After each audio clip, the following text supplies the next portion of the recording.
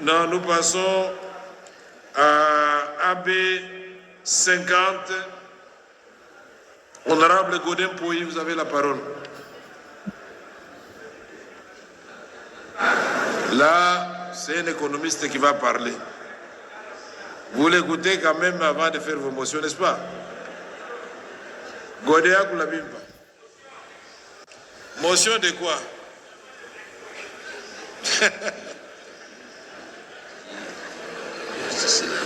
Merci, honorable président, pour la parole. Honorable président, distingués membres du bureau, honorables députés, chers collègues,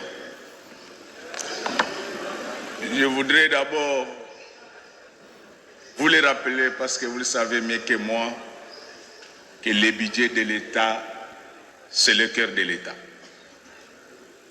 Et donc, nous n'avons pas besoin d'un débat télégraphique. Comme on disait que la loi rectificative pouvait passer comme une lettre à la poste, tout simplement parce que la loi rectificative est bel et bien la loi des finances. Et à ce titre, elle doit être traitée selon les prescrits de la LOFIP de 2011. Le siège de la matière se trouve à l'article 18 de la LOFIP précitée. Ainsi, je vais commencer ma modeste intervention par quelques observations. La première, nous sommes dans le document B, à la page 4, le point 1.1, qui parle de l'évolution de la situation économique internationale. En présentant les cadrages macroéconomiques de notre pays, aussi bien national qu'international, notre gouvernement affirme qu'il y a persistance des taux d'intérêt haussiers sur la place internationale. Cette affirmation n'est pas conforme à la vérité. En effet, du fait de l'environnement multicrise, sécuritaire, climatique et géopolitique, toutes les puissances économiques du monde avaient revu certes à la hausse leurs taux directeurs à 25%, notamment les États-Unis d'Amérique ainsi que l'eurozone. Mais à ce jour, ces taux ont été déjà revus à la baisse et se situent autour de 5%. Il y a un vrai problème de sincérité budgétaire. Que je sache, que vous sachiez, parce que je sais que vous le savez, la politique budgétaire n'est qu'un pan de la politique économique d'un pays. Et déjà, lorsque les fondamentaux macroéconomiques sont faux, ça nous pousse à nous interroger sur la véracité de ce budget. Deuxième observation, nous sommes toujours dans les documents B à la page 10, au point 1D1. On parle de l'évolution du marché des changes. Et là, on explique, on dit que si la monnaie avait flanché, c'était du fait du déficit de notre balance de paiement. Très bien. Mais quelle incohérence, au même moment, nous avons une nouvelle structure budgétaire avec un taux d'échange structure de 2600, pendant que la tendance actuelle c'est vers 2900. Cela risque encore de renforcer les déficits de notre balance de paiement parce que la République aura beaucoup d'argent à prendre en charge, bien sûr pour supporter la population. Donc il y a une cohérence. Dans le même sillon d'idées, je suis toujours dans le document B parce qu'il accompagne la loi rectificative. Je suis à la page 13. On dit au 30 juin 2024, il y a eu un excédent de trésorerie. Mais on constate avec regret que les enseignants sont en grève, Les médecins sont en grève. Les députés provinciaux n'en parlons même pas. Et j'ai appris qu'à un certain moment, même les membres du gouvernement ne recevaient pas leurs frais de fonctionnement. Nous parlons de quoi? Nous trompons qui? Avant de continuer, je voulais rappeler aux membres du gouvernement ici présents qu'aucune magie, qu'aucune prière n'envoûte un peuple affamé. Le roi David en a fait l'expérience parce que les jours de l'entrée dans le temple, il a dû consommer les pains qui étaient réservés aux sacrificateurs, tout simplement parce qu'il avait faim. Honorable Président, je sollicite votre autorisation pour que par moment que je puisse glisser en lingala. Pour que nous puissions consommer quoi? Juste pour glisser en lingala. Ah d'accord, je croyais que vous sollicitez. Voilà. Mon autorisation donc, pour consommer. J'informe mon salaire, les membres de notre gouvernement que pendant que vous l'avez vomé avec du champagne, la population congolaise manque de tout. Et je vous informe que si vous ne régularisez pas la paye des agents de l'État, je serai le premier à initier une motion de censure contre ce gouvernement. Nous ne sommes pas les enfants avec lesquels vous pouvez jouer pendant que vous roulez carrosse. Votre patrimoine immobilier, nous les connaissons. Ah. Vous êtes toujours dans la loi rectificative. Je suis là. Et donc, je voulais dire ici qu'on ne peut pas parler de l'excédent de trésorerie pendant qu'il y a des gens qui ne sont pas encore payés.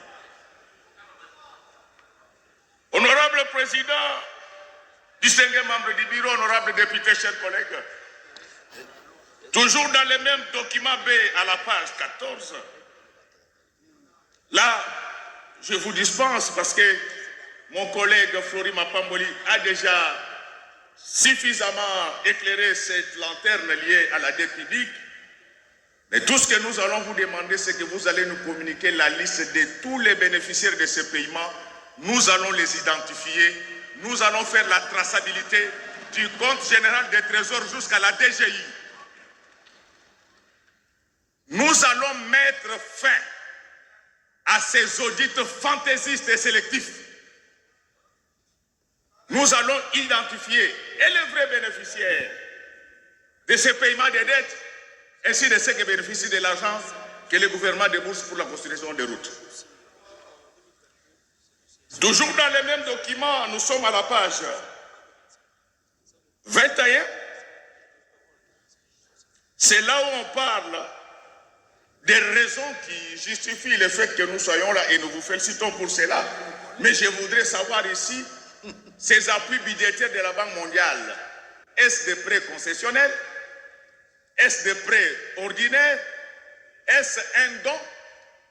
Dans l'hypothèse où ça serait un prêt, quel est le service de la dette? Et quelle sera la durée? Et toujours dans les observations, je voudrais rappeler ici aux membres de mon gouvernement, donc vous m'excuserez, je parle à votre voix tout simplement parce que je n'ai pas une voix qui porte. Ce n'est pas que je suis fâché. Et je voulais dire ceci. Dans tous les pays du monde, les régies financières font partie des corps protégés. N'y travaille pas qui veut. Mais dernièrement, il y a eu une nomination des directeurs dans les régies financières. Les PV signés entre ces régies ainsi que les ministères de la fonction publique existent. Il y a eu le phénomène Ngoulou. On a nommé au grade des directeurs des personnes qui n'étaient pas désignées par les régies respectives. C'est en fait ça qui fait que nous n'avons pas de mobilisation massifiée des recettes. Qu'est-ce qui va se passer les jours où ces régies auront 1000 directeurs? Ils vont travailler où? Honorable Président, j'ai fini avec les observations. Je m'en vais maintenant poser des questions. Je vois que vous avez fini avec l'intervention. C'est encore des observations, Honorable Président, et je suis dans mon temps d'intervention. Alors, maintenant, la première question, je la pose au ministre du Budget, qui est un grand ami à moi. Il est ami à beaucoup de gens. Ça ne va pas influencer. Ça, je retire. Non, c'est votre ami. Je retire. Ne retirez pas, c'est votre ami. Alors, je pose la première question. Monsieur le ministre d'État, J'ai vu que dans le cadre de la loi rectificative, il y a une allocation de 60 millions de dollars pour la construction de la rocade de Kinshasa. De la... La rocade de Kinshasa. Oui, qui part de Mitendi. Oui, ceci équivaut à dire que vous nous ramenez encore dans la logique d'1 million de dollars par kilomètre de route. Il ne faut pas prendre les enfants de Dieu pour des oeils sauvages. Nous avons dans cette salle les anciens dirigeants de l'OVD et de l'Office de route. Ces routes coûtent effectivement 400 000 dollars. La liquidation en finances publiques, c'est un contre-engagement. Lorsque vous liquidez ces montants, vous les faites parce que vous êtes complice ou bien parce que vous êtes complaisant. Or, vous devez être ni l'un ni l'autre. Donc, je voulais que vous m'expliquiez pourquoi ces routes, c'est connu de tous, que ça coûte 400 000 dollars. Pourquoi ça doit continuer comme ça? Deuxième question. Est-ce que vous pouvez nous présenter tous les montants liquidés, évidemment pour la paix, je vais m'adresser au ministre des Finances, liquidés à ce qui concerne les routes qui ont été construites sur toute l'étendue du territoire national pendant ces 5 dernières années? En réalité, qu'est-ce qui se passe? Les ministres et leurs collaborateurs et certains hauts fonctionnaires se sont devenus des coactionnaires dans la société de construction. Certainement, dans leur tête, ils disent qu'il y a des preuves. Monsieur, moi je ne lis pas que des livres comme vous. Nous allons vous les démontrer et vous serez exorcisés. Il faut me présenter toutes les liquidations faites en faveur des sociétés de construction ainsi que les travaux exécutés. Je vous pose également la 4e question. Pourquoi la DGI, qui est pourvoyeuse des recettes de l'État parce que nous sommes un État fiscal, pourquoi ces agents ont toujours des arriérés?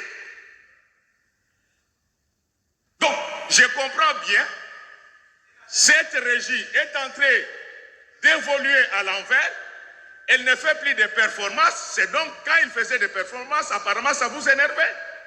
Comment vous pouvez demander à ceux qui ne vous payent pas de vous faire toujours des recettes? Et pour terminer, là je suis dans la loi rectificative. Toujours. Devant la flopée du banditisme urbain à Kinshasa, je vis dans les documents B, à la page 32, vous dites que vous avez affecté des crédits importants à la police pour sécuriser les Quinoises et Quinois. Est-ce que je peux en connaître les montants? Chaque fois que je passe dans les sous-siat, nos policiers manquent de tout. Nazo ebisabino que soki bofuti ba enseignant te bokulia bonne année te. Na bisibino penza na pete. Soki bofuti ba enseignant te bokulia bonne année te nga mutu na kokotisa moso ya censure awa initiateur uzalanga. Bofuta batu bongo bovanda bien botika ba makambo na bino boza kolia ba congolais ba kufansala makambo nde Judas ba wela kina Jésus. Donc batamulaka Judas Nye. Comment nye? Bomba. Naloba. Nasakola. Nasanola bango. Donc, makambo ya bino bozolia, ba enseignant bazolia te, ne bomisa Jésus. Botuna nga po nini? Jésus batambola na Judas. Momi moko ye a parfumé makolo à Jésus, Judas a se retrouvé. Quoi ça? Qu'est-ce qui s'est passé? Judas a lobé baby. Les lois makambo fait ça nini? Et si là. Donc on a prévenir bino. Tant on a bandé le bakamu tunangai. Et ça pour rien on le battre na yopé. Donc ce bon fouti batouté le 31 décembre pour que ça membre du gouvernement au tenga na bisina. Honorable président, maintenant je passe à la reddition des comptes.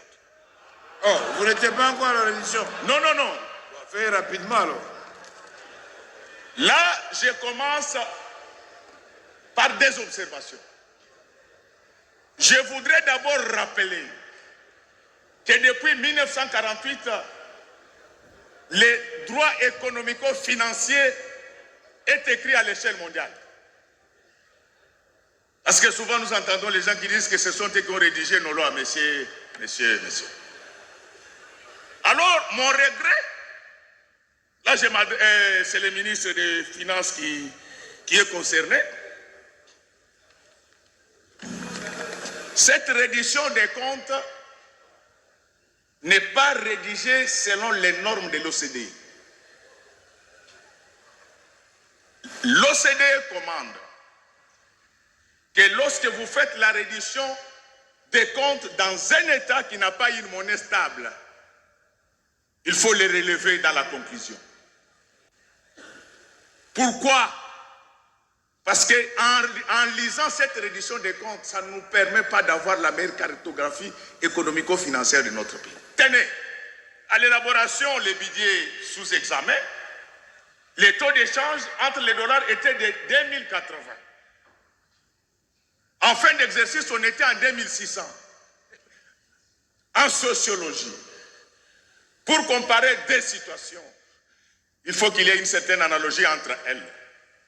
Et cette analogie doit être soit des contextes, soit des structures.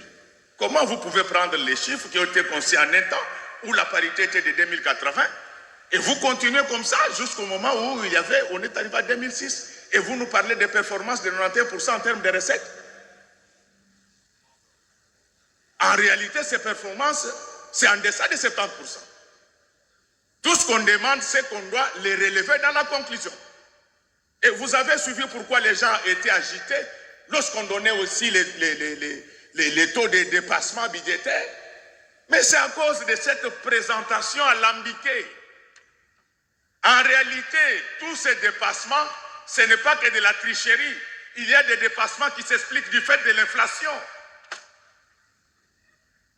Et pour les communs des mortels, nous serons vilipendés inutilement parce qu'il y a des gens qui n'ont pas fait correctement leur travail. Et pire encore, ce sont les mêmes phrases que j'ai retrouvées également dans les rapports de la Cour des comptes. Je ne sais pas si vous avez travaillé ensemble. Si c'était juste, j'allais croire que c'était la même inspiration, mais comme c'est faux, je crois que c'est de la triche. Et comme si cela ne suffisait pas. Lorsqu'on parle de la pression fiscale, j'ai suivi ici qu'en Afrique subsaharienne, la pression fiscale est de 17,6%. Où est-ce qu'on ramasse ça? C'est la moyenne et non la pression. Donc lorsqu'on parle de 17% en Afrique subsaharienne, c'est la moyenne, parce qu'il y a des États comme le Sénégal qui sont à 25%, il y a l'île Maurice qui est à 33%.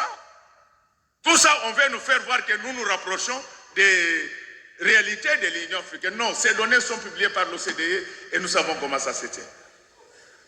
Et donc, ces observations étant finies, je vais maintenant poser 4 questions au ministre des Finances. Encore. Première question.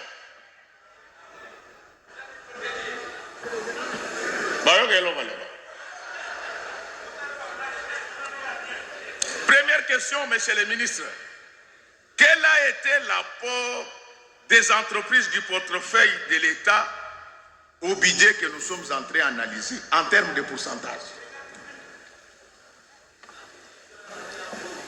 En termes de pourcentage. Ces entreprises, ce sont des canards boités pour la population, mais des vaches à lait pour les mandataires et ceux qu'ils ont mis là-bas. On ne vous laissera pas faire souffrir ce peuple. La population a beaucoup souffert. Et si nous sommes là, c'est nous qui représentons légitimement l'ensemble des 100 millions de la population congolaise. Donc, je n'aime pas de tâtonnement.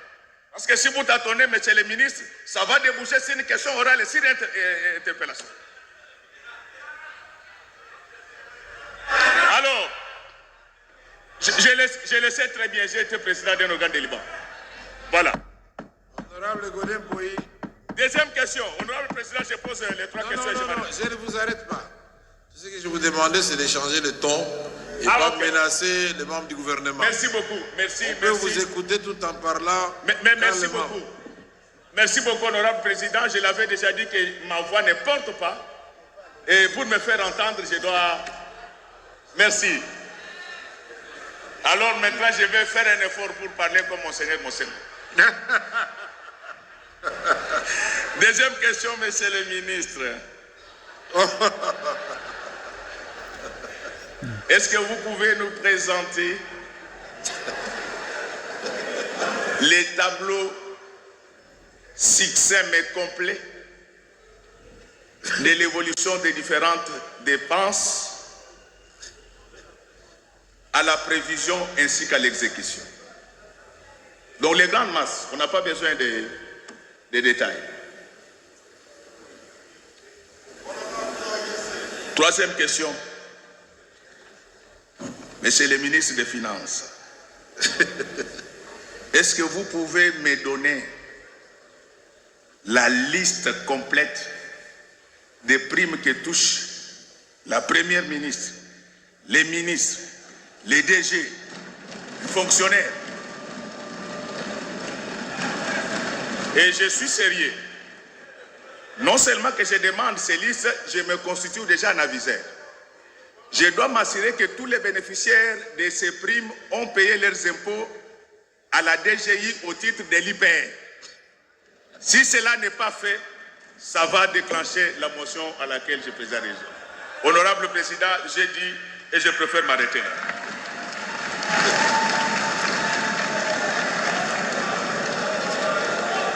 Merci. Merci, honorable Godin Poyi. Bon, pas de végétariens là-bas, allez récupérer tranquillement votre siège. Merci beaucoup, honorable Godin Poyi. Je voudrais que vous puissiez corriger d'abord quelque chose. Les États-Unis n'ont jamais atteint un taux directeur de 25%. Jamais dans l'histoire des États-Unis. Asseyez-vous, asseyez-vous. C'est maintenant le président qui a la parole. Je suis économiste et professeur comme vous. En 2022, les États-Unis sont passés de 4,25% à 4,50%. En 2023, ils sont à 5,25%. Alors, non, ça n'a rien à voir avec les professeurs. Ça n'a rien à voir. Calmez-vous. Les données, vous pouvez les avoir. 25%, là, même la Banque européenne n'a pas de 25%. Non, non. Soyez humble, monsieur le pasteur, professeur ordinaire. Soyez humble. Je vous prie de vous asseoir. Vous avez parlé, je ne vous ai pas contredit. Maintenant, en tant que président de l'Assemblée nationale, j'ai l'obligation d'éclairer la lanterne de chaque député ici. Je suis... Asseyez-vous là-bas. Asseyez-vous. Asseyez-vous, monsieur Godin Poyi. Ceci n'empêche en rien que vos observations soient retenues et que les questions que vous avez posées aux différents ministres méritent réponse. Donc ici, vous avez posé un certain nombre de questions au ministre du Budget sur notamment la rocade qui coûte 60 millions de dollars. Et vous avez dit que ça nous ramène à un taux de 2 millions, le coût de 2 millions de dollars le kilomètre. Le ministre vous répondra. Alors que le prix connu est de 400 000 dollars le kilomètre. Vous avez posé la question si le ministre des Finances pouvait vous donner toutes les liquidations qu'il a faites concernant les routes et les bénéficiaires. Vous avez souligné qu'en réalité, beaucoup de ministres sont devenus des associés des sociétés qui réalisent les routes. Pourquoi la DGI aujourd'hui recule alors que nous sommes dans un régime trop fiscalisé et les agents ont des arriérés? Devant le banditisme urbain, vous voulez savoir quel est le montant qui a été retenu pour combattre ce fléau.